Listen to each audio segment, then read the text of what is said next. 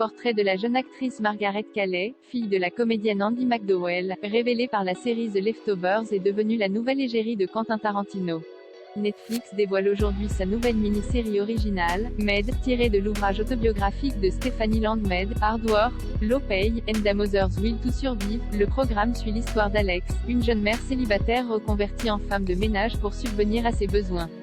Victime dans le passé d'un mari abusif, cette dernière souhaite entamer un tout nouveau chapitre dans sa vie. La mini-série produite par Margot Robbie et conçue par la scénariste Molly Smith-Metzler, Orange is the New Black, met en scène Margaret Qualley dans le rôle principal. Autrefois résumée comme fille d'Andie MacDowell, cette dernière a néanmoins passé un cap en devenant à seulement 26 ans l'une des égéries principales du cinéma indépendant américain d'aujourd'hui. Portrait, révélée à la télévision. Née en 1995 à Asheville en Caroline du Nord, elle est la fille de l'actrice Andie MacDowell et de l'ex-mannequin Paul Qualley. Après avoir défilé en tant que modèle pour de grands couturiers dès l'âge de 16 ans, elle s'oriente vers sa passion première, l'art dramatique.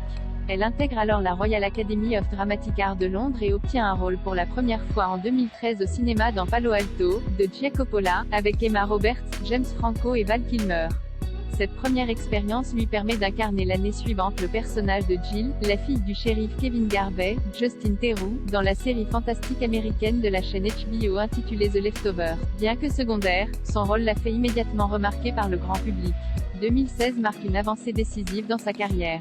Égérie de la marque Kenzo dans un mémorable spot signé Spike Jonze, Margaret Qualley décroche également cette année l'un des rôles principaux du film Netflix Death Note, adapté du manga éponyme. Le long métrage est étrillé par la critique, à l'inverse de la comédie The Nice Guys dans laquelle elle apparaît également, dans un rôle toutefois plus secondaire. La nouvelle muse de Tarantino? Privilégiant les rôles au cinéma indépendant, elle apparaît successivement dans des films aussi divers que Donnybrook, You, Virgin Secret.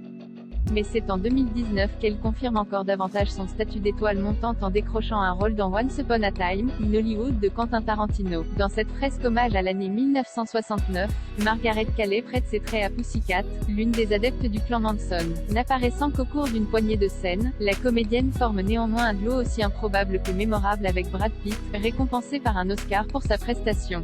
2019 marque également l'année de son grand retour à la télévision, sa prestation dans la mini-série Fosse, Verdon dans le rôle d'Anne Rankin, la muse de Bob Fosse, lui permet en outre de renouer avec son passé de danseuse classique.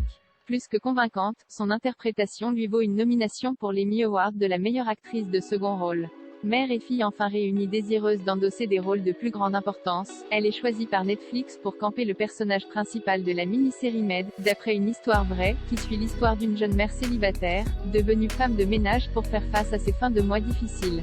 Pour la première fois de sa carrière, Margaret Qualley y donne la réplique à sa mère Andie MacDowell. Un passage de relais d'autant plus symbolique pour la jeune comédienne plus que jamais prête à assumer son statut de nouvel espoir féminin du cinéma indépendant américain. La suite s'annonce d'ailleurs des plus radieuses pour sa carrière avec un rôle d'or et déjà annoncé dans Des étoiles à midi, le nouveau film de Claire Denis. Med saison 1 bande-annonce BF.